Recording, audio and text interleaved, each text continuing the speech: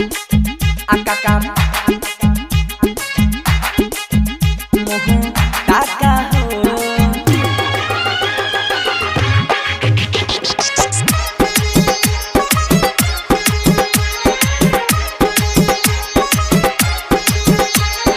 DJ विकास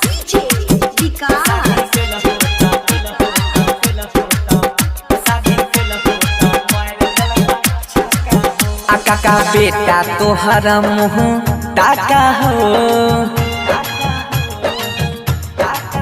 आका बेटा तोहर मुँह ताका हो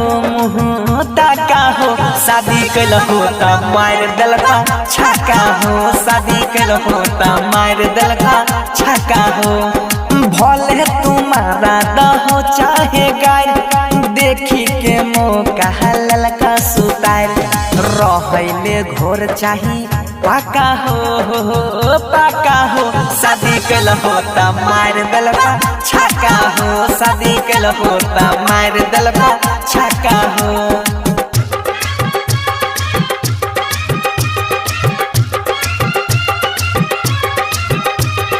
डीजे विकास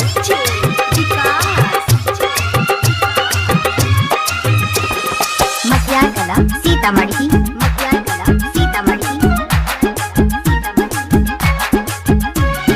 टोला मोहल्ला में ये कारा भेलू ना कोई दई रहा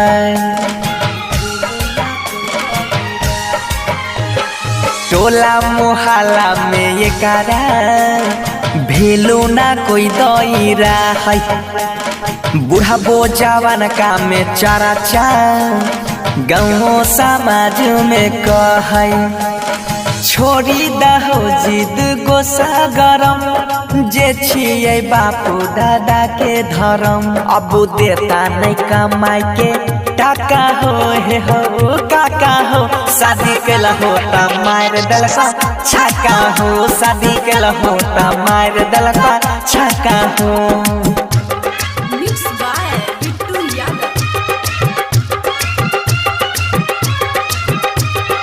डीजे विकास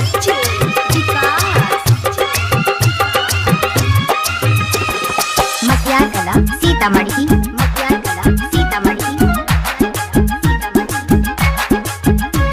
सुनर छापुता हो